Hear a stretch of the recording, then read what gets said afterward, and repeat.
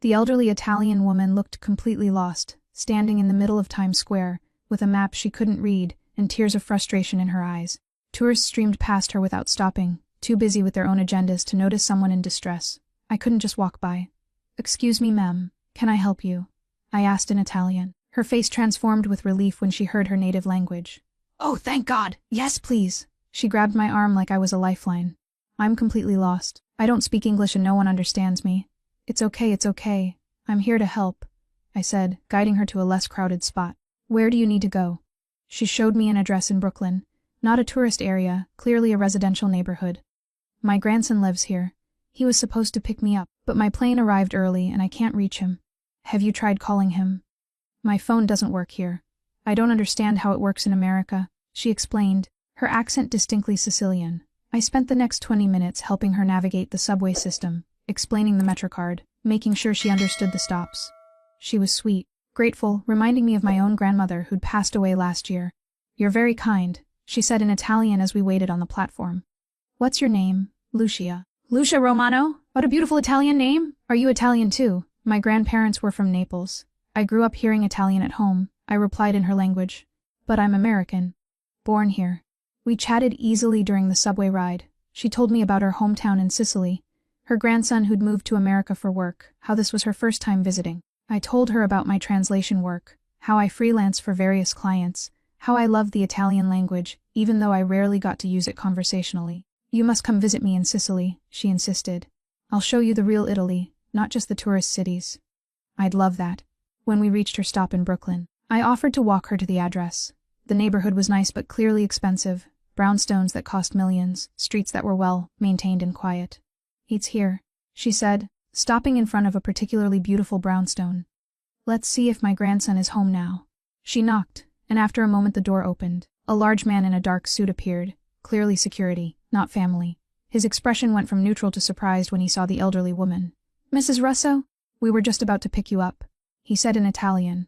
"My plane arrived early," she explained in the same language. "And this kind girl helped me find my way home. Her name is Lucia." The security man, I was definitely reading him as security now, looked at me with new assessment. "You speak Italian?" "Yes. I helped the lady with the subway." I replied in Italian. I just wanted to make sure she got home safely. Before he could respond, a voice from inside called out in Italian, "Marco, who's at the door?" And then he appeared. The man from inside was probably in his early 30s, tall and powerfully built, with dark hair and sharp features that were classically Italian. He wore dark jeans and a black dress shirt with the sleeves rolled up, revealing muscular forearms covered in intricate tattoos. His presence was immediately commanding, the kind of person you noticed even in a crowded room. When he saw his grandmother, his entire expression transformed from controlled to warm. "Grandma, you arrived early. I should have checked it," he said in rapid Italian. "It's not your fault, Enzo. The plane was early. And look, this lovely girl helped me," his grandmother responded in Italian.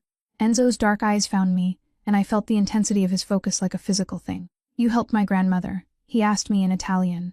"She was lost in Times Square. I just showed her the right subway," I replied in the same language. I wanted to make sure she got to her destination. "She speaks Italian perfectly," his grandmother said. "And so kind, she helped me with everything. The MetroCard directions, even walked me here to be sure I arrived." "It was a pleasure to help," I said in Italian, starting to back away.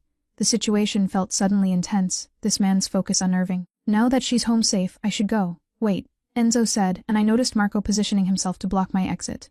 "What's your name?" "Lucia Romano." "Really? I should go." "Do you know Brooklyn?" His grandmother asked in Italian. "Could you stay for dinner?" "I'd like to thank you properly for your help." "That's very kind, but I don't want to intrude." "It's not an intrusion," Enzo said in English now, his accent slight but noticeable. "You helped my grandmother when no one else stopped. The least we can do is offer you a proper meal." His eyes held mine. "Please, stay." Something about the way he said it, polite but with an underlying command, made me nervous. This wasn't just a grateful grandson. This was someone used to being obeyed.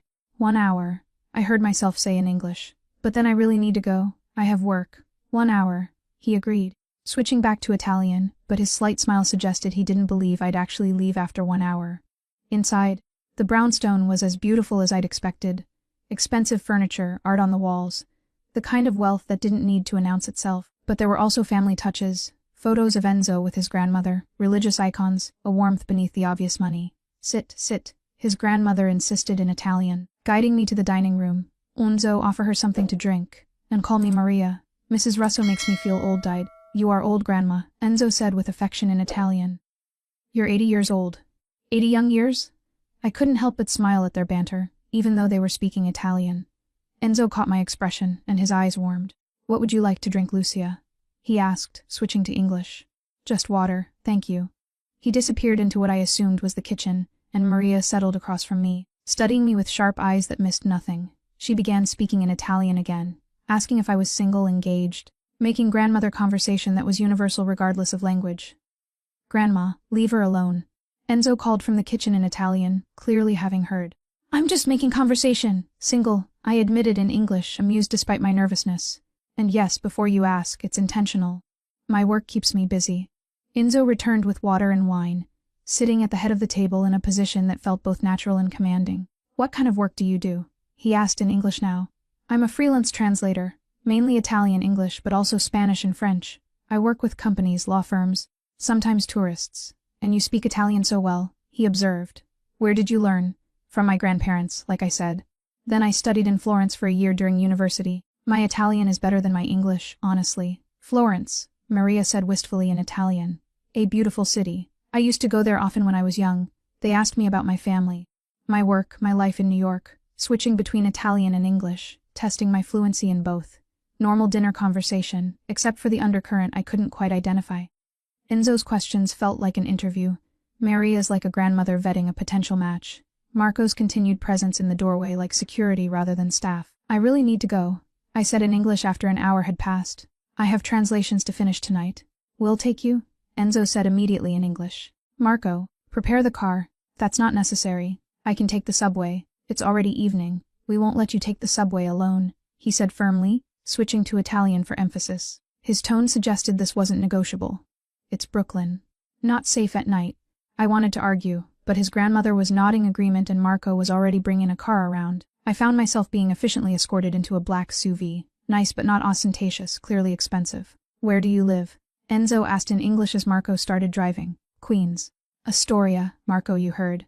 The drive should have been 20 minutes. Instead, Enzo spent 40 minutes asking more questions in English, about my translation work, my clients, whether I worked from home, questions that felt increasingly specific, increasingly pointed. Do you ever work with legal documents? Sometimes. Why? Just curious. The type of work you do. The clients you have. It's important to know who you're working with in this city. We reached my building. A modest apartment complex in a neighborhood that was safe but clearly nothing like his brownstone. Enzo looked at it with an expression I couldn't read. This is where you live. Alone. Yes, it's small but comfortable. Thank you for the ride. And for dinner, Lucia. He touched my arm as I moved to exit. Can I have your number? For my grandmother. She'd like to stay in touch with you. For my grandmother. She'd like to stay in touch with you. I should have said no. Should have recognized the warning signs, the intensity, the way this felt like more than simple gratitude. But Maria had been sweet, and Enzo had been nothing but polite, and it seemed rude to refuse. I gave him my number. Thank you, he said in English, his smile transforming his face from dangerous to genuinely warm. You were very kind today. I won't forget that. After I got out, I watched the SUV drive away and tried to shake the feeling that I'd just made a decision I couldn't take back. My phone rang at 8 a.m. the next morning. Unknown number. Hello. Lucia, it's Enzo. I hope I didn't wake you. His English was perfect, the accent just making it more attractive. No, I was already awake. Is everything okay? Is your grandmother all right? She's fine. She keeps talking about you. She wants you to come to lunch on Sunday. That's very sweet, but... And I agree. You should come. Please, Lucia. It would mean a lot to her. And to me? I should have said no. Should have maintained boundaries with this intense stranger and his clearly wealthy, possibly dangerous family. But Maria had been genuinely kind and refusing felt rude. Okay, Sunday lunch. But just lunch. Just lunch, he agreed in English. But something in his voice suggested this was just the beginning. Sunday lunch turned into a weekly tradition. Every week, Maria would cook elaborate Italian meals while I helped in the kitchen, translating recipes and chatting about everything from Italian politics to family gossip. Enzo would join us, sometimes with other men who were clearly associates, all of them speaking Italian among themselves, but switching to English when addressing me directly. You like Enzo, don't you? Maria asked one afternoon while we were alone in the kitchen. She asked in Italian, but I responded in English. We'd fallen into a pattern where she spoke her native language and I replied in mine, both of us understanding each other perfectly. He's very nice. But Maria, I barely know him, and I feel like there's something you're not telling me. What do you mean, dear? The men who come here. Marco, who's always present. The way everyone speaks to Enzo, with respect but also with fear. I'm not stupid. I know there's more happening than what I see. Maria sighed. Setting down the wooden spoon she'd been using, she switched to English, a sign she was being serious. You are smart. I always said so. Yes, there's more. But it's not my story to tell. If Enzo wants you to know, he'll tell you himself. But is it safe for me to be here? To be involved with your family? With Enzo? You're safer than anywhere else in this city, she said firmly in English. That I can promise you. That wasn't as reassuring as she thought it was. After lunch that day, Enzo asked to speak with me privately. We went to his study. A room I'd seen from the doorway but never entered. It was elegant but functional, with a large desk, multiple phones, and a wall of security monitors showing various parts of the neighborhood. You know what I do, he said without preamble in English. Or at least you suspect. I suspect you're not just a businessman. I'm exactly a businessman. It's just that my business operates outside the law. He sat on the edge of his desk, studying me. I manage operations for my family in Brooklyn. Protection, some imports, dispute resolution. It's complicated. You're in the Mafia? We're an organization that provides services the legal system can't or won't provide. You call it Mafia. I call it family business. The truth is somewhere in the middle. His dark eyes were intense. And you, Lucia, why do I keep inviting you here if you know this? Because I'm useful, I said, trying to sound more confident than I felt. Because you're useful. He agreed bluntly. You have language skills I could use. And because, he paused, choosing words carefully. Because my grandmother loves you, and I respect my grandmother's judgment. You want me to work for you? I want to offer you a job. Well paid. Translating documents, interpreting for meetings, helping with communications between Italian families and our operations here. He named a monthly salary that was 3 times what I made freelancing. Legitimate work, just translation, nothing illegal. But for illegal clients, for clients who would appreciate your discretion and competence. Lucia, I'm offering you financial security and protection. In exchange, you use your skills to help my organization communicate better. And if I say no, then we continue being friends. You come to lunch, talk to my grandmother, no pressure. His dark eyes held mine. But Lucia, I think you should consider it seriously. You'll find yourself in situations where having my protection is valuable. And paying your rent with translations for lawyers who underpay you? It's a waste of your talent. I need to think about it. Take all the time you need. But while you're thinking, come to this meeting Thursday, just to observe, see what the work would involve, then decide. He pulled out a card with an address. Thursday, 7 p.m. Marco will pick you up. I spent 3 days agonizing over the decision. Called my best friend Rachel, carefully explaining without revealing too much. His offering you a job translating for his family business. That sounds legitimate, she said over the phone. His family business is organized crime, Rachel. That's not legitimate. But you'd just be translating. You're not doing anything illegal yourself. She paused. How much is he offering? When I told her, she whistled. That's life, changing money, Lou. And for something you're already good at. Is it really that different from the legal work you do now? Those law firms have clients who are probably criminals too. You just don't know about it. She had a point. I'd translated documents for law firms that definitely skirted ethical lines. Was this really that different? Thursday evening, Marco picked me up as promised. We drove to a restaurant in Brooklyn, closed for the evening, apparently rented out for this meeting. Inside, about a dozen men sat around a large table, speaking a mix of Italian and English. Enzo sat at the head, clearly in charge despite not being the oldest person present. Our translator, one of the older men said in Italian when I entered. Enzo says you're excellent. This is Lucia. Enzo introduced me in English. She's here to observe tonight, see if the work interests her. The meeting was surreal. They discussed territories, payments, disputes, switching between Italian and English, sometimes mid-sentence. I realized they were testing me, seeing how well I could follow conversations in both languages, whether I understood the implications of what was being said. And I did understand. I heard them talk about protection money, about settling scores, about deals with other families that were clearly criminal. But there was also an underlying code. Respect, honor, rules about who could be targeted and who was off limits. It wasn't the lawless violence I'd imagined. It was organized, systematic, almost corporate in its structure. After 2 hours, Enzo ended the meeting in English. Gentlemen, we'll continue this next week. The men filed out, several of them nodding to me respectfully as they left. So, Enzo asked when we were alone, what do you think? It's exactly what I thought and completely different at the same time. Could you do it? Translate for meetings like this, handle communications with our Italian contacts, help when families from Italy visit. Would I be safe? I mean, if I know all these things about your business. You'd be under my personal protection. No one touches you. No one threatens you. And if someone tries. His expression went cold. They'd discover why people respect me. It's not just about my language skills, is it? There's another reason you want me in your organization. You're smart, Lucia. Too smart to lie to. He moved closer. Yes, I like you. More than I should.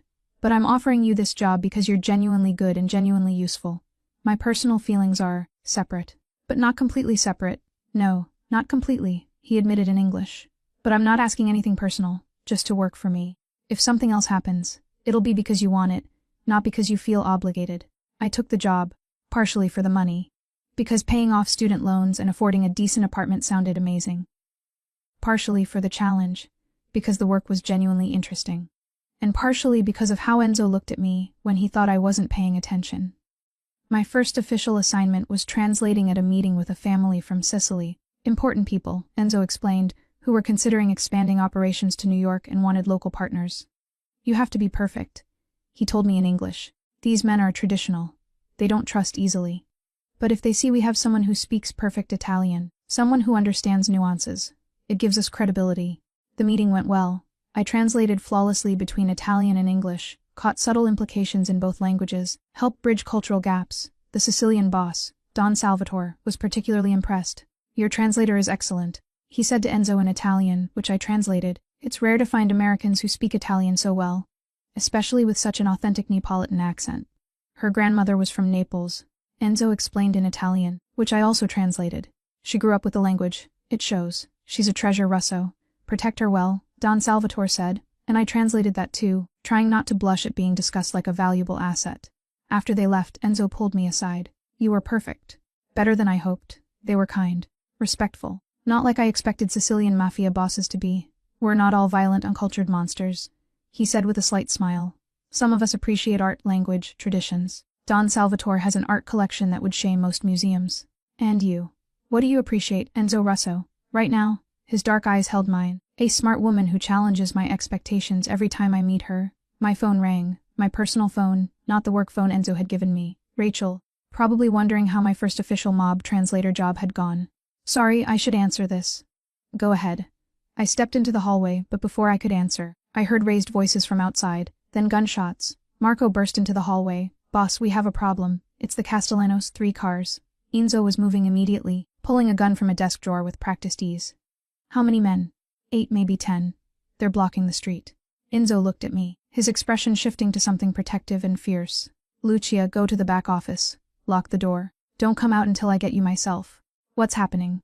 Now. His command in English was sharp. Marco, take her to the back. Make sure no one gets near that door. Marco grabbed my arm, pulling me through the restaurant toward a back office. More gunshots outside, closer now. Men shouting in Italian and English. Threats. Warnings. Stay here, Marco said in English. Boss's orders. You don't come out for anyone except him. Understand? He left, locking the door from the outside. I stood in the small office, hearing violence unfold beyond the walls, and realized exactly what I'd gotten myself into. This wasn't just translating at meetings. This was real danger. Real violence. Real organized crime with deadly consequences. The gunfire lasted maybe 5 minutes. An eternity when you're trapped in a locked room wondering if the man you're falling for is about to die. Then silence. Terrible, ominous silence. Finally a knock. Lucia, it's me. Open up. Enzo's voice in English. I unlocked the door to find Enzo looking rough, shirt torn, blood on his knuckles, but otherwise unharmed. Behind him, I could see the restaurant was trashed. Broken glass, overturned tables. Evidence of the fight that had just occurred. Are you hurt? He asked in English. No, I'm fine. But you. I reached for his hands, the bloody knuckles. Are you injured? Scratches. Nothing serious. He pulled me close. I'm sorry. I didn't want you to see this. Not so soon. Who are they? A rival family that thinks they can intimidate me. They were wrong. Now they know. His voice was cold in English. Hanzo. I can't. This is too much. I know. I know it's too much. That's why I wanted to wait before involving you completely. His hands cupped my face. But Lucia, you're already involved. From the moment you helped my grandmother, from the moment you came into this house. You became part of my life. And in my life, there are people who want to hurt me by using people I care about. You care about me, more than is safe for you. he admitted in English. And that's why I can't let you leave now. Not when the Castellanos know about you, have seen you with me. You're in danger if you go, and you're in danger if you stay. But at least if you stay, I can protect you. So I'm a prisoner. You're under my protection. There's a difference. His dark eyes were intense. And Lucia, I'm not going to apologize for wanting to keep you safe. After the attack, Enzo insisted I stay at the brownstone, temporarily, which we both knew meant indefinitely. Maria was thrilled, immediately setting me up in a guest room and treating me like I'd always lived there. Finally, a woman in this house! She exclaimed in Italian, which I understood perfectly. Enzo works too much, Marco is always serious. You bring life here. Grandma, Lucia is here for safety, not to keep us company, Enzo said in English. But he was smiling. It can be both things, Maria replied, also switching to English for my benefit. My life changed overnight. I worked from the brownstone, translating documents and attending meetings virtually when possible. When I had to go out, Marco or another guard accompanied me. My apartment in Queens sat empty while I lived in luxury with an elderly Italian woman and the man I was trying not to fall in love with. This isn't normal. I told Enzo one evening after dinner, I can't live like this forever. Why not? You have everything you need. Work, security, family, freedom. I miss freedom. Freedom will get you killed if the Castellanos decide you're a way to get to me. His voice was hard. I'm sorry, Lucia. I know this isn't fair, but I'd rather have you alive and protected than free and in danger. What if I want both? Then we have to solve the Castellano situation permanently, he said. I'm working on it, trust me. Weeks passed. I adjusted to my new life, working for Enzo's organization, living with him and Maria, becoming part of their daily routine. The lines between professional translator and personal involvement blurred increasingly. You like my grandson, Maria observed one afternoon while we cooked. She spoke in Italian, but I responded in English. Our usual pattern. It's complicated, Maria. Love is always complicated, especially in our family. She switched to English. But he looks at you the way he looked at that girl years ago. Before she left. What girl? Valentina. They were engaged. She couldn't handle the life, the violence, the complications. She left. Maria's expression was sad. Enzo never fully recovered. He hasn't let himself love anyone since. Until now, until you. He looks at you like he looked at her. But this time is different. You're stronger. You won't run. I'm not so sure about that. Some nights I just want to run from all of this. But you don't. You stay. That says everything. Maria said wisely. That evening, Enzo asked me to join him in his study. He looked tired, stressed, the weight of leadership evident in his expression. I found a way to solve the Castellano situation, he said. But it requires your help. What kind of help? They need to meet with an Italian contact. Someone who can mediate, find a compromise between our families. But they don't trust anyone connected to me. He pulled out a file. Except a neutral translator who works for both sides. You want me to pretend to be neutral. To translate for them while actually working for you. I want you to be exactly what you present yourself as. Someone who can translate for both sides. Facilitate a conversation that could end this conflict. His dark eyes were serious. It's dangerous. If they discover you're closer to me than you appear, if they think you're working against them, you'd be in serious danger. Then why ask me to do it? Because you're the only person both sides might trust. You're new enough that the Castellanos don't see you as completely on my side. But you're inside enough that I can trust you'll handle the situation right. He reached for my hand. I wouldn't ask this if I wasn't desperate. But Lucia, if this works, if we can negotiate peace, you can go back to your life, to your freedom. What if I don't want to go back anymore? His expression shifted. Hope, surprise, careful control. What do you mean?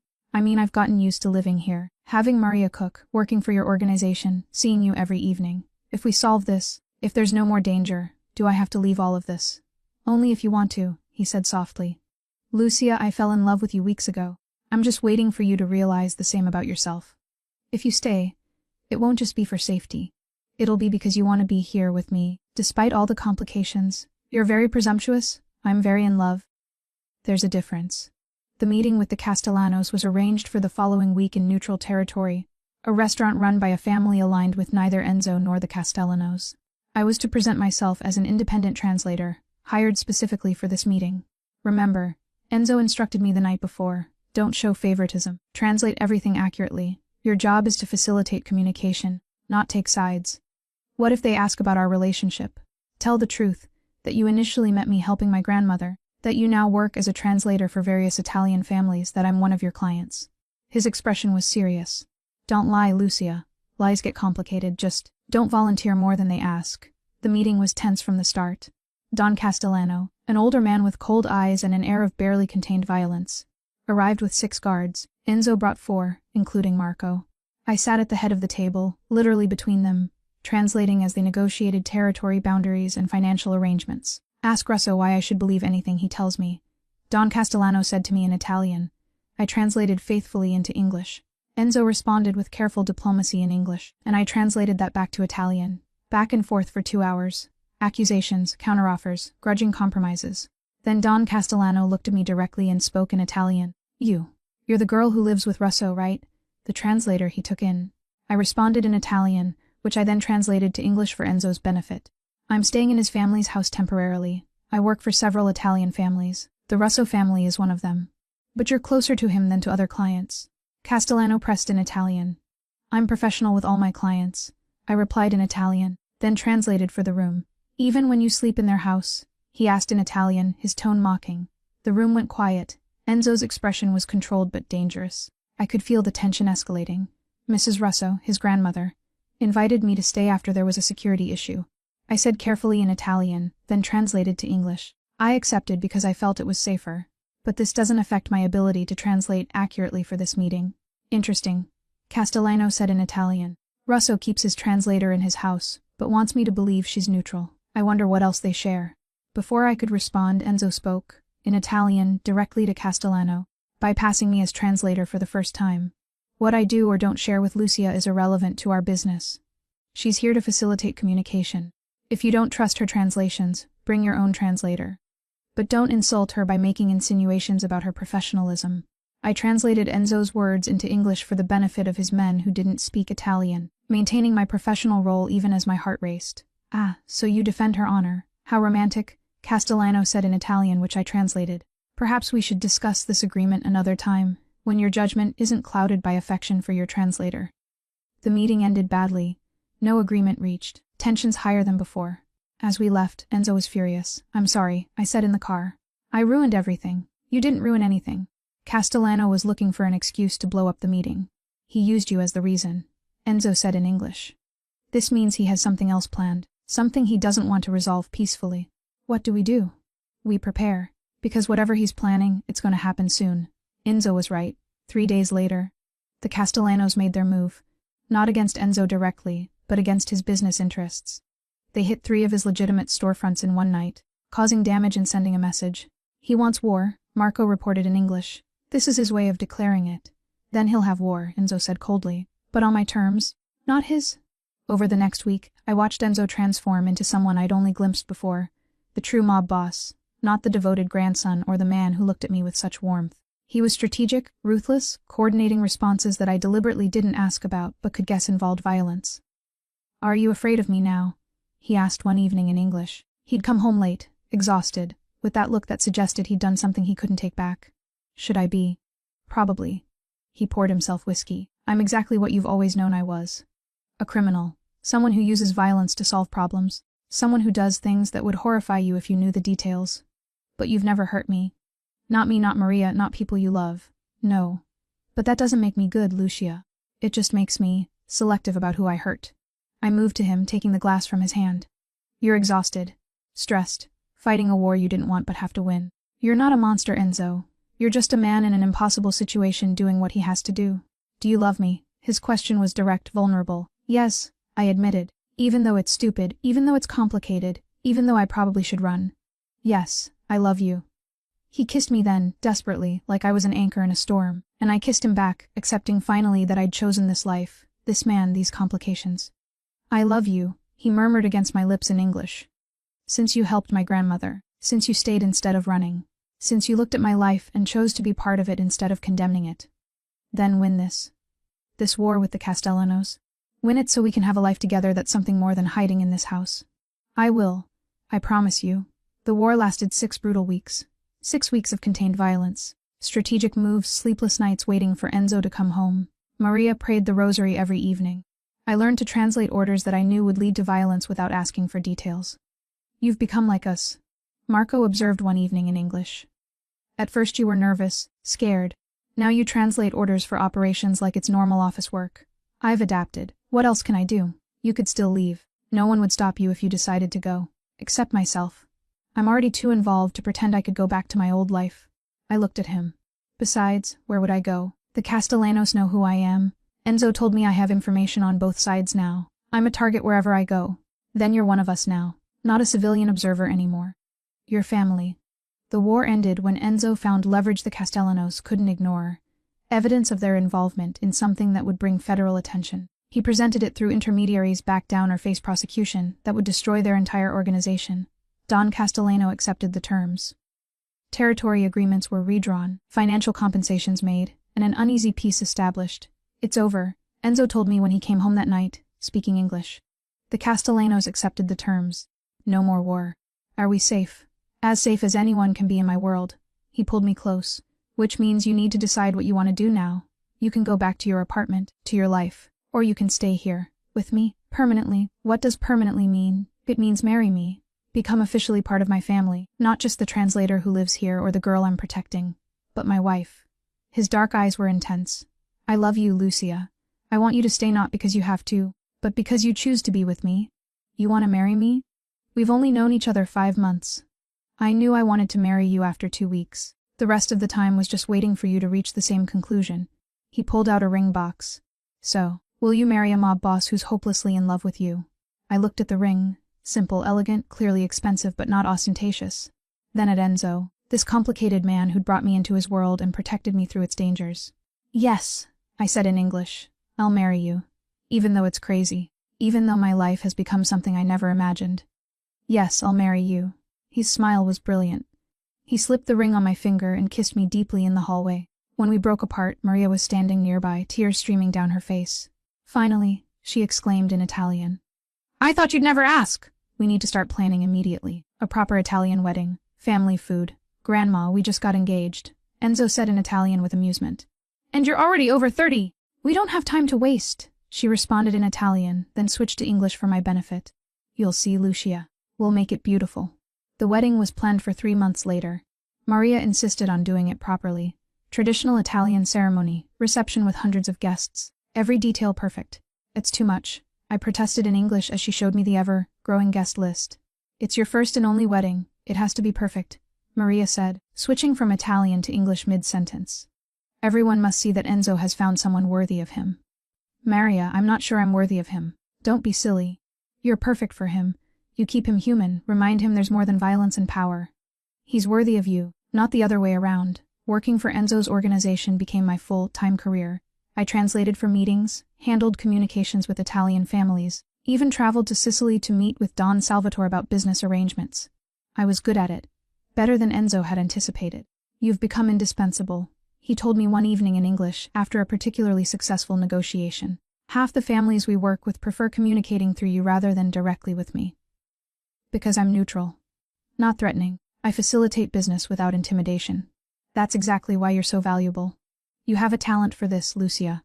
For navigating between different families, maintaining relationships, finding compromises. He kissed me softly. You've made me a better man and a better boss. I don't know if being a better boss is really a compliment. In my world, it is. A better boss means less violence, more stability, happier families. You've helped me achieve that. The wedding was exactly as Maria had envisioned. Traditional, elaborate, perfect. The church was packed with Enzo's family and associates, my small handful of friends looking slightly overwhelmed by the display of Italian Catholic tradition and obvious mob presence. Are you sure about this? Rachel whispered before the ceremony in English. She was one of 3 non-Italian speakers present. This is a lot. More sure than I've ever been about anything. I walked down the aisle to Enzo waiting at the altar, looking devastatingly handsome in his tuxedo. The ceremony was conducted in Italian with English translations provided. Traditional vows, traditional blessings. The priest clearly familiar with the Russo family despite their criminal connections. I love you, Enzo said in English when it was time for our vows. I promise to protect you, honor you and love you for all the days of my life. You're my light in the darkness. I love you, I responded in English. I promise to stand by your side, support your choices, and love the man you are, not despite the complications but including them. You're my heart. The reception was massive. Hundreds of people, more food than seemed possible. Dancing and laughter and toasts in both Italian and English. Don Salvatore made a speech in Italian that I translated for the English speakers, about how the Russo family was blessed to have found someone who bridged their world with the old country so effortlessly. To the bride, he concluded in Italian, raising his glass. May she bring honor to the Russo name? Later. Alone with Enzo in our suite at the hotel where we'd spend our wedding night, before flying to Italy for a honeymoon, I finally let myself fully process what I'd done. I'm a mob wife now, I said in English, looking at my wedding ring. Officially part of a criminal organization. Do you regret it? No, but it's surreal. 5 months ago I was just helping a lost tourist. Now I'm married to a mob boss, work for his organization, and just promised to stand by his side for life. And I promise to love you and protect you for the rest of mine. He pulled me into his arms. I'll never lie to you, Lucia. My life is dangerous. There will be moments of fear, danger, difficulty, but we'll go through everything together. Together, I agreed, kissing him. I can't believe all this started because I spoke Italian with your grandmother. The best things in my life started in unexpected ways. My grandmother gave me you, and you gave me a reason to be something more than what my father wanted me to be. What did he want you to be? Ruthless. Feared. Just power without compassion. He touched my face gently. You taught me I can be powerful and have a heart, that I can lead my family and love my woman, that I don't have to be a monster just because my job requires difficult decisions. Our honeymoon in Sicily was beautiful. 2 weeks visiting Maria's hometown, meeting distant relatives, exploring the countryside. Enzo was more relaxed than I'd ever seen him, temporarily free from the weight of leadership. We could stay here, I suggested one evening in English. We were sitting on a terrace overlooking the Mediterranean, wine in hand, perfectly content. Leave the organization, live a normal life in Italy. Tempting. But irresponsible. I have obligations, people who depend on me. I can't just walk away. He squeezed my hand. But maybe someday, when I'm old and ready to pass leadership to someone else, maybe then we can retire here. Live in peace. I'd like that. 20 years, he promised in English. When I've done enough for the family that no one can say I abandoned my duties. Then we'll come here. You and me and whatever children we have by then. Children. That was the first time he'd mentioned it. Eventually, not right away. It's not safe to bring children into my world until I'm ready to protect them completely. But someday, yes. I want kids with you. I want a family that's more than crime and violence. I want to build something good in the middle of all the bad. Back in New York, life settled into routine. I worked as Enzo's translator and liaison to Italian families, managed communications that kept his organization running smoothly. I'd become an essential part of operations. Not through violence, but through diplomacy and language skills. You're the most unusual wife I've ever met, Don Salvatore commented during one of his visits, speaking Italian which I translated. Most women in our world stay aside. Let the men handle business. You're at the center of everything. I have useful skills. It would be a waste not to use them. I replied in Italian, then translated my own words to English for Enzo's men who didn't speak the language. Russo is lucky to have you. Not just as a wife but as a business partner. This is rare in our world. A year into our marriage, Maria's health began declining. She was 82, had been active and vibrant, but age finally caught up. We took care of her at home, Enzo refusing to send her to a hospital, insisting she be comfortable in her own house. I'm sorry to leave you, she told me one afternoon in Italian. We were alone, Enzo handling business downstairs. Don't say that, Maria, you'll be fine, I replied in Italian. No dear. I know when it's time. She squeezed my hand, switching to English. But I'm happy. I saw Enzo happy, married to a good girl. I saw him become the man his father never was. This is because of you. It's because of him. He chose to be different. He chose because you showed him he could choose. Before you, he thought he was only what his father wanted. You gave him options, gave him hope. Her eyes were bright with tears. Take care of him, Lucia. He's strong but has a tender heart. Don't let his world harden him too much. I promise. Maria. She passed away peacefully in her sleep 3 days later. Enzo was devastated. She'd raised him, been more parent than his actual father who died when he was young. The funeral was massive, hundreds of people paying respects to a woman who'd been beloved by everyone who knew her.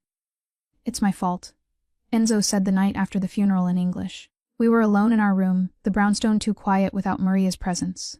The pressure of my life, the war with the Castellanos, it was too much for her. She was 82 years old. She lived a full life, saw you happy. This isn't your fault, Enzo. But if I'd chosen a different life, if I hadn't been involved in all this, she was proud of you. She told me you became the man your father never was. That I gave her the chance to see you truly happy before she died. I held him close. You didn't fail her. You gave her exactly what she needed. A grandson who loved her. A granddaughter, in-law who treated her like family, and peace knowing you wouldn't be alone. He cried then, something I'd never seen him do. Grieving not just for his grandmother, but for the innocence she'd represented, the connection to a simpler time before violence and power had defined his life. Let's promise something, he said after in English. When we have children, they won't grow up like I did. They'll have choices. They won't be obligated into the family business just because it's tradition. I promise. Whatever children we have will have the freedom to choose their own path. 2 years after Maria's death, I discovered I was pregnant. The news sent Enzo into a state of protective overdrive that would have been amusing if it wasn't so intense. You're not working anymore, he announced immediately in English when I told him. Not until after the baby is born. Maybe not even then. Enzo, I'm pregnant, not fragile. I can still translate documents from home. Documents fine. But no more in-person meetings. No more traveling to other families. You stay here where it's safe. His expression was fierce. Someone could use you to get to me. Now that you're carrying my child, you're even more valuable as a target. So I'm a prisoner again. You're protected. There's a difference. He pulled me close, one hand moving to my still, flat stomach. I can't lose you. Either of you. I'll do whatever it takes to keep you safe. The pregnancy was smooth but felt endless with Enzo's hovering. He increased security, limited my travel, insisted I work only from home. It was suffocating but also touching, seeing this dangerous man transformed into a worried, expectant father. You're gonna make her paranoid, I told him one evening in English. We'd learned we were having a girl. All this security, all this protection. She'll grow up thinking the world is dangerous. The world is dangerous. Especially for my daughter. He was reviewing security camera feeds on his phone. I need to make sure nothing can touch her. Or you. Nothing will touch us. We have more security than the president. You need to relax. I'll relax when she's born healthy and both of you are safe. Isabella, we named her after Maria's mother, arrived 3 weeks early. She was perfect, healthy, and immediately the most protected baby in New York. Enzo hired a security team specifically for her, installed cameras throughout the house, and made it clear to every family in the city that his daughter was completely off limits. You're being overprotective, I said in English, watching him check the nursery monitors for the 3rd time that hour. I'm being appropriate. There are people who would use her to get to me. I won't let that happen. He pulled up the camera feeds on his phone. I know I'm being paranoid. But Lucia, she's everything. You and her, you're my entire world. If anything happened, nothing's going to happen. We have security, we're careful, and everyone knows touching us means war with you. That's significant deterrent. I took his phone away. Come hold your daughter instead of watching her on screens. Balancing motherhood with my translation work was challenging but manageable. I worked from home, did virtual consultations when possible, and brought Isabella to meetings when necessary, surrounded by security and making it clear she was off limits to business discussions. She's adorable, Don Salvatore said at one meeting in Italian, which I translated. Isabella was sleeping in her carrier beside me. And you're handling this well. Being a mother in our world isn't easy. Neither is being a mother anywhere. At least here I have resources, security, help, people who understand the complications. I replied in Italian, translating for Enzo's benefit. Just remember, she'll grow up in this world. She'll learn things normal children don't. You and Russo need to decide early how much of his business she'll eventually know. That conversation happened when Isabella was 2. Enzo and I sat in his study, discussing her future in English. I want her to have choices I didn't, Enzo said. I was born into this, expected to take over operations. But Bella, she should be able to choose something legitimate if she wants. She'll still grow up knowing what you do. Knowing her father runs a criminal organization. We can't hide that from her forever. No. But we can give her options.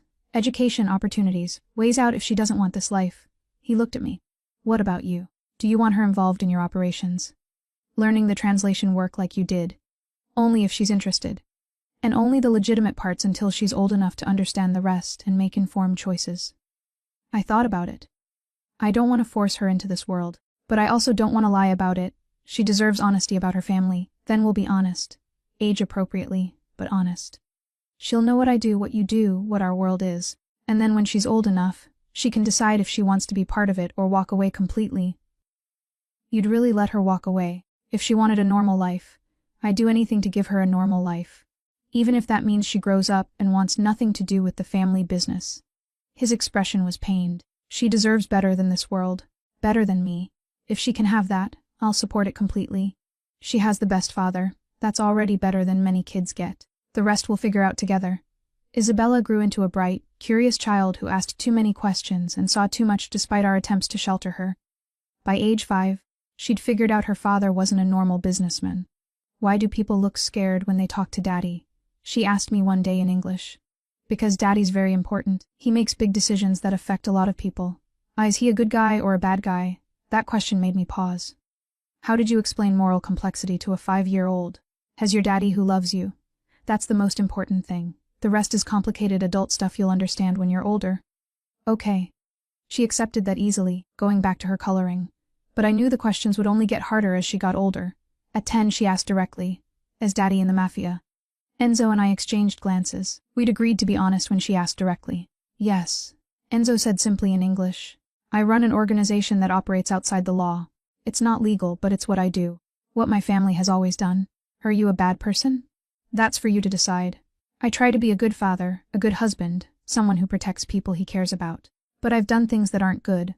Things that hurt people. He knelt to her level. I won't lie to you about what I am, Bella. But I also want you to know that I love you more than anything.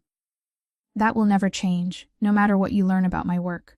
She thought about it seriously. Do I have to do what you do when I grow up? No, you can be anything you want. Doctor, teacher, artist, anything. This world is your choice, not your obligation. Good, because I think I want to be a veterinarian. Animals are better than people. She hugged him. But you're still my dad. Even if you're a criminal. Even if I'm a criminal, he agreed, holding her close. After she went to bed, he looked shaken. She knows, really knows, and she doesn't hate me. Because she loves you. Because you're a good father despite your profession. That's what matters to her. I took his hand. We're doing this right, being honest, giving her choices, showing her there's more to life than the family business. She'll be okay. I hope so. Because I want better for her than what I had. Want her to have a real choice about her future. She will. We're making sure of it. Isabella chose normalcy. At 18, she went to college for veterinary medicine, moved into a dorm with regular students, and built a life completely separate from Enzo's world. She loved us, visited regularly, but made it clear she wanted no part of the family business. I'm proud of her, Enzo said in English, watching her drive away after a weekend visit. She saw what we are and chose something better. That takes courage. Are you disappointed? That she's not taking over your operations? Relieved. I never wanted this life for her. Wanted her to have choices I didn't. He pulled me close. She's happy, safe, building a legitimate career. That's worth more than having an heir to the business. What happens to your organization when you retire? I've been training Marco. He'll take over operations, keep things running. The family name will persist without requiring our daughter to sacrifice her future for it. He kissed my forehead. I'm getting too old for this anyway. Maybe it's time to step back. Focus on being a grandfather someday. Grandfather. You think Bella's gonna have kids? Eventually. And when she does, I want to be the normal grandfather who spoils them, not the criminal grandfather they have to hide from friends. His expression was thoughtful. I've been thinking about this more. About legacy. What do I want to leave behind? A criminal empire or a family that's happy and safe? You can have both. You've already built a family that's happy and safe despite the empire. Maybe. But I'm tired, Lucia. Tired of the violence, the constant vigilance, the moral compromises. I've been doing this for 25 years. Maybe it's time to let Marco handle operations while I transition to legitimate businesses only. I'd never heard him talk like this. Contemplating retirement, wanting normalcy. What would you do if you step back from the organization, focus on our legitimate holdings? The real estate, the restaurants, the legal import businesses. We have enough legitimate money that we don't need the criminal operations anymore. They're just habit and obligation at this point. He looked at me. What about you? Would you walk away from the translation work? I've been thinking about that too. I'm 45 now. Isabella's grown. We're financially secure. Maybe it's time to just be a legitimate consultant instead of one who works for crime families. We could do it together. Transition out. Become the boring legitimate couple who used to be interesting criminals. He smiled. Think you could handle boring? I think boring sounds perfect after 20 years of complicated. The transition took 3 years of careful planning. Enzo handed operations to Marco piece by piece, ensuring smooth succession. I referred my crime family clients to other translators, slowly extracting myself from illegal operations. By the time we were done, we were just wealthy business owners with a questionable past. This is weird, I said one evening in English. We were having dinner at home, just the two of us. No business discussions, no security meetings. Being normal. Having a quiet evening without worrying about territories or rivals or federal investigations. Boring, like we planned. Enzo poured wine. Any regrets? Not one. Though I do miss the excitement sometimes. The challenge of facilitating negotiations, interpreting for powerful men, operating in moral gray areas. What can get our excitement elsewhere? Travel, hobbies, spoiling future grandchildren. He raised his glass. To boring normalcy after 20 years of organized crime. To normalcy. And to the weird path that got us here. Isabella married at 28, a veterinarian like herself, someone completely removed from our world. The wedding was traditional, boring, perfect. I watched Enzo walk our daughter down the aisle and saw emotions he rarely showed: pride, joy, relief that she'd built a life so different from his own. She did it, he said at the reception in English. Built something completely separate from us. Clean, legitimate, normal, because we gave her that option. Supported her choices even when they took her away from the family business. I squeezed his hand. Moo did parenting right, Enzo, despite the complications. 2 years later, Isabella announced she was pregnant. Enzo's face when she told him, pure joy mixed with terror, made me laugh. You're gonna be a grandfather. That means you're old, I teased in English. I'm 55. That's not old. But he was already planning, talking about security for his grandchild. Enzo, stop. Bella chose a normal life. That includes normal grandparent relationships. No security teams for a suburban baby. But what if my enemies? Your enemies are Marco's problem now. You're retired. Your granddaughter will grow up completely normal, never knowing her grandfather used to run a criminal organization. You think we can really do that? Keep our past from affecting her future? I think we've been doing it successfully with Isabella for years. We can do it again with her daughter. Emma, named after Enzo's mother, was born on a spring morning. She was perfect, healthy, and completely oblivious to her family's complicated history. Watching Enzo hold his granddaughter, tears in his eyes, I saw the man I'd fallen in love with 23 years ago. Not the mob boss, but the person underneath, someone capable of profound love despite his dark past. She's beautiful, he breathed in English. Perfect. She'll grow up knowing her nano is just a successful businessman. That's good enough. Better than good enough. That's the greatest gift we could give her, ignorance of what we really were. 5 years later, we were fully entrenched in normal grandparent life. Emma visited regularly, completely unaware that her nano used to run organized crime. She thought he was boring, owned restaurants and buildings, talked about investments. Nano's stories are funny, Emma told me one day in English. She was 5, bright, curious. He talks about people with weird names, like Marco and people from the old neighborhood. Those are Nano's old friends. From before you were born. Did they do exciting things? Very exciting things. But that was a long time ago. Now we're just regular grandparents who spoil you too much. I like being spoiled. She hugged me. You're my favorite, Nana? I'm your only Nana. That's why you're my favorite. Isabella pulled me aside during one visit. Thank you for giving her this. Normal grandparents. No complications, just love and stability. I was worried Dad wouldn't be able to separate his past from her present. He worked hard to leave that life behind. For you and now for Emma, she'll never have to know what he was. Unless she Googles him someday. The internet doesn't forget. Then we'll explain it honestly, like we did with you. But for now, she can just have a nano who makes her laugh and a nana who teaches her about languages. At 60, Enzo was fully retired. We traveled, consulted on legitimate business ventures, lived quietly in the brownstone that had once been the center of criminal operations. Marco ran the organization Enzo had built, occasionally checking in but mostly operating independently. Do you miss it? I asked one evening in English. The power, the excitement, the danger. Sometimes. But then I look at what I have now. You, a daughter who's happy, a granddaughter who thinks I'm boring. And I realize this is better. Peace is better than power. He pulled me close. I spent 25 years fighting for control. Now I'm just enjoying what I have. That's enough. Think we'll get more grandchildren? Emma needs cousins. I said one evening in English, watching Enzo play with Emma in the garden. Isabella says they're trying, maybe by next year. He smiled. More normal grandchildren who'll grow up thinking their nano was always legitimate. The ultimate con. Convincing our grandchildren we were never criminals. The best con I've ever run. And the most important. One evening, when Emma was staying over, now 8 and full of questions, she asked about the photos on our walls. Old pictures from when we were younger, including some from family gatherings that included people clearly not from normal life. Who are all these people, Nano? She asked in English, pointing at various faces. Old friends, from before you were born. Enzo pointed to various faces.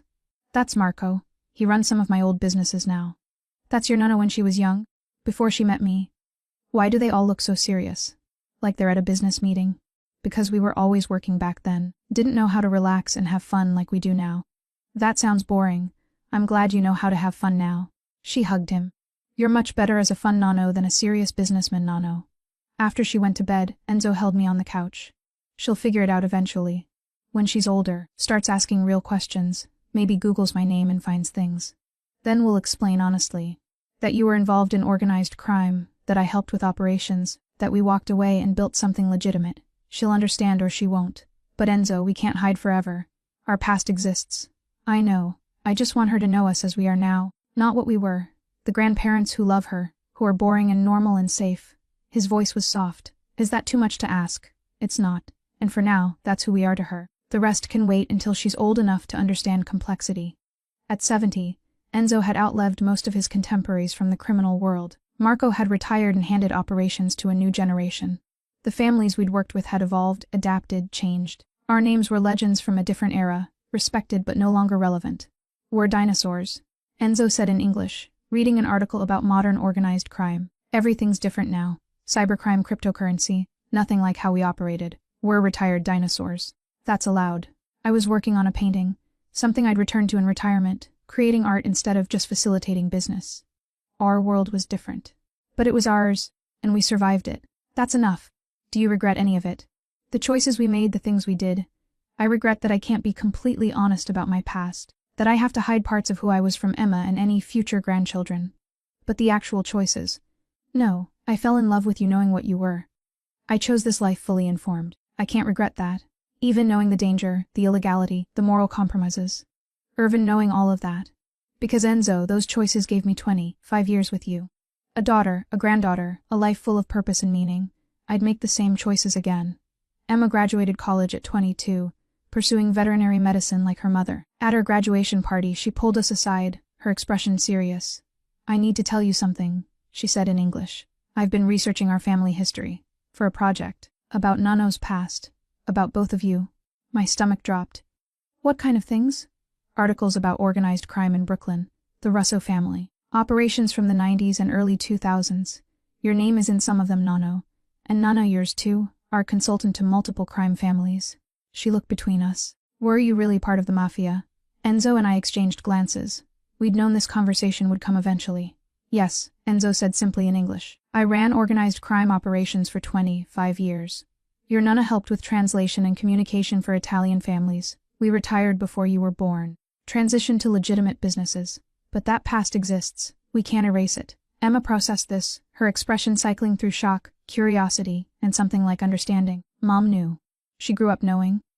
Yes, we were honest with her when she was old enough to understand. Gave her choices about her own involvement, which she wisely declined. He moved closer to Emma. I know this is a lot. Learning your grandparents were criminals. But Emma, we never brought that world near you. You grew up safely, normally, completely separate from what we were. That was intentional. Why didn't you tell me before? Because you deserved a normal childhood. Deserved grandparents who were just boring and loved you, without the complication of criminal history. I took her hand. We were going to tell you eventually. Just wanted to wait until you were old enough to understand the complexity. She was quiet for a long moment. Then, did you hurt people? Yes, Enzo said honestly in English. I did things I'm not proud of. Hurt people who probably deserved it but maybe didn't. Made choices that benefited me at others' expense. I was a criminal, Emma.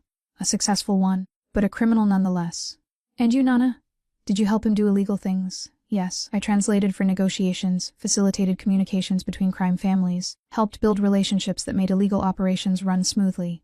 I knew exactly what I was doing and chose to do it anyway. She processed this, studying us both. Then, surprisingly, she hugged Enzo. You're still my Nano. And you're still the boring grandparents who spoil me and tell bad jokes. This doesn't change that. It's just information. Complicated information I need to think about. Take all the time you need. And Emma, if this changes how you see us, if you need distance, we understand. Enzo's voice was rough with emotion. We love you. That doesn't change. But we'd understand if your feelings for us change after learning this. They don't. They won't. She pulled me into the hug too. Your family. You always protected Mom, kept her safe, gave her choices. You've been amazing grandparents to me. So you used to be criminals. That's just part of who you were. Not all of who you are. Relief flooded through me. Thank you. For understanding. For not judging us too harshly. I'm studying to be a vet. I learned early that things aren't simple. Animals aren't just good or bad. People aren't either. You are complicated people in complicated situations. She smiled. Besides, you retired. Built legitimate lives. That counts for something. Over the following months, Emma would ask questions occasionally. About specific incidents. About how we'd justified our choices. About the people we'd known. We answered honestly in English, never romanticizing but also not apologizing for who we'd been. I'm writing a paper on moral complexity, she told us one evening. She was in graduate school now, studying veterinary ethics. Using your story as a case study, with your permission. How good people can make bad choices in complicated circumstances. Were your case study. Enzo looked amused. That's certainly one way to process having criminal grandparents. You're perfect for it. You were criminals who had ethics, who drew lines, who eventually walked away. That's more interesting than simple good or evil. She pulled out her notes. Can I interview you both? Get your perspectives on the choices you made. We spent hours answering her questions in English. About how Enzo had inherited his position, felt obligated to continue what his family built. About how I'd fallen in love despite the danger, found purpose in illegal work. About the lines we'd drawn, no hurting civilians, no involving children, no unnecessary violence. You created your own moral code within an immoral framework, Emma observed. That's fascinating from an ethics perspective. You weren't good people doing bad things or bad people pretending to be good. You were complex people making complicated choices in a system that didn't allow for simple morality.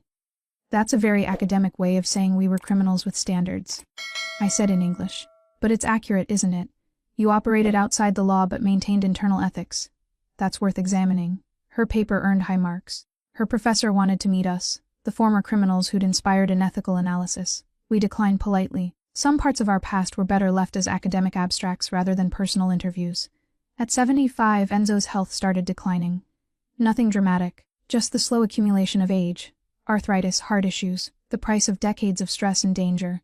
He retired completely from even our legitimate businesses, spending his days reading, gardening, spoiling great-grandchildren when they visited. I'm getting old, he said one evening in English. We were sitting on the back patio, watching the sunset. Can't pretend otherwise anymore. You're distinguished, Silver Fox. Aging gracefully. I took his hand, still strong despite the arthritis, still bearing the scars of his past. We're both getting old. That's what happens when you survive past 70. Do you think we lived good lives? Despite the choices we made, the things we did, I think we lived full lives. Complicated, morally ambiguous, sometimes dangerous, but full. We loved each other, raised a good daughter, protected our family, eventually walked away and built something legitimate. I squeezed his hand. That's more than many people accomplish. Legal or not. I love you. Have loved you since that day you helped my grandmother in Times Square. You looked at her with such kindness. At me without fear, even when you should have been afraid. You've been the best part of my life, Lucia. The thing I'm most proud of. Not your criminal empire. Not the power you wielded. That was survival. You were choice. You were the decision I made for myself, not for family obligation or business necessity. Loving you. Building a life with you. That was the only thing I did that was purely mine. Isabella and Emma came to visit more frequently as Enzo's health declined. Brought Emma's children. Now 3 of them, ranging from infant to 5 years old. They'd climb on their great-grandfather's lap, demanding stories. Making him laugh in ways that seemed to revitalize him temporarily. Tell us about the old neighborhood, great, Nunno, the oldest would say in English. About your friends and the exciting things you did. The old neighborhood was loud and crowded and full of interesting people. Enzo would say, carefully editing his stories for young ears. We worked hard, took care of each other, built businesses that lasted. It was a different time. Were you famous? In my neighborhood, yes. People knew my name, respected my family. But famous like movie stars? No, we were just local businessmen who were good at what we did. After the children left, he'd be exhausted but happy. They'll never fully know what I was, what we were. And that's good. They can just know their great-grandparents as old people who tell stories and give them cookies. That's all they need to know. The rest is history that doesn't affect their futures. At 78, Enzo had a heart attack. Minor, manageable, but a wake-up call. We spent more time discussing end-of-life wishes, what we wanted for funerals, how to handle estates. I want it simple, he said in English. No mob funeral with hundreds of people paying respects. Just family. Isabella, Emma. The great-grandchildren. Marco if he's still around. What about the organization? The families you worked with. They have their own leadership now. I'm just history to them. Old stories they tell new recruits about how things used to be. He squeezed my hand. I don't want my funeral to be about what I was. I want it to be about who I became. Your husband, Isabella's father. A grandfather who tried to give his family better than what he had. We made it to our 50th wedding anniversary. A milestone we'd never imagined during those chaotic early years. The family threw a party. Just immediate relatives, nothing elaborate. But it was perfect. 50 years with the same person, Emma said in her toast in English. That's remarkable in any context. But 50 years starting from a chance encounter helping a lost grandmother. That's fate. That's love. 50 years of corrupting your grandmother. Enzo added to laughter. Turning a freelance translator into a mob consultant. I'm very proud of that accomplishment. 50 years of reforming your grandfather, I countered. Turning a mob boss into a boring legitimate businessman who spoils great-grandchildren. I'm proud of that too.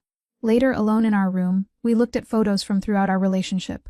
That first meeting in Times Square. Our wedding. Isabella's graduation. Emma's birth. Decades of moments captured and preserved. We did good, Enzo said softly in English. Despite everything, the violence, the illegality, the complications, we built something real. Something that lasted. That's rare. We did it by being honest. With each other, with Isabella, eventually with Emma. No pretending you were better than you were, that I was less involved than I was. Just truth and acceptance. And love. Lots of love. He kissed me gently. Thank you. For 50 years. For choosing this life, these complications. This man who didn't deserve you but got lucky anyway. You deserved me. We deserved each other. Two complicated people who found each other and made it work despite the odds. Enzo passed away 2 years later, in his sleep, peacefully. He'd lived to 80. Seen his great-grandchildren grow, spent his final years as boring and normal and loved. His funeral was exactly as he'd wanted. Small, family-focused. Celebrating the man he'd become rather than what he'd been. Emma delivered the eulogy in English. My nana was complicated. He was a criminal who became legitimate. A dangerous man who was gentle with his family. Someone who made bad choices early but spent decades making better ones. He loved deeply. His wife, his daughter, his grandchildren, his great-grandchildren. That love defined him more than any business he ran. He was my nano, and I'm grateful for every story he told, every cookie he snuck me. Every moment I got to know him as just a grandfather rather than the legend he used to be. I spent 3 more years alone in the brownstone before my own health declined. I'd lived a full life, 80, 3 years of complexity, love, and choices that made sense at the time. I left detailed letters for Emma and the great-grandchildren explaining my choices, hoping they'd understand. You're being morbid, Isabella said when I explained what I'd done. I'm being practical. Your father and I lived complicated lives. I want to make sure our story is told honestly after I'm gone. Not romanticized or condemned, just understood. The letters will do that.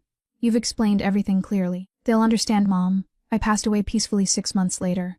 My funeral mirrored Enzo's, small, family-focused, celebrating a complicated life honestly lived.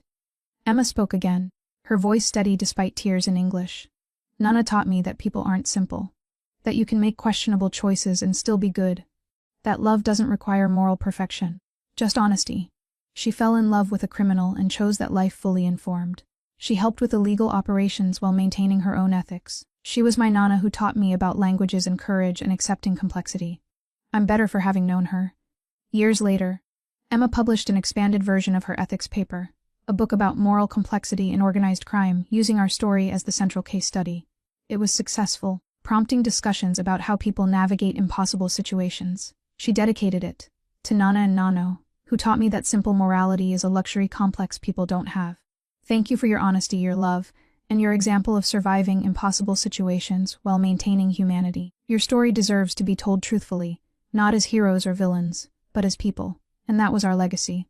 Not as criminals who got away with it, but as complicated people who made difficult choices, loved deeply despite moral ambiguity, and built a family that thrived despite the darkness. We'd never been simple, but we'd been real, and in the end, that was enough.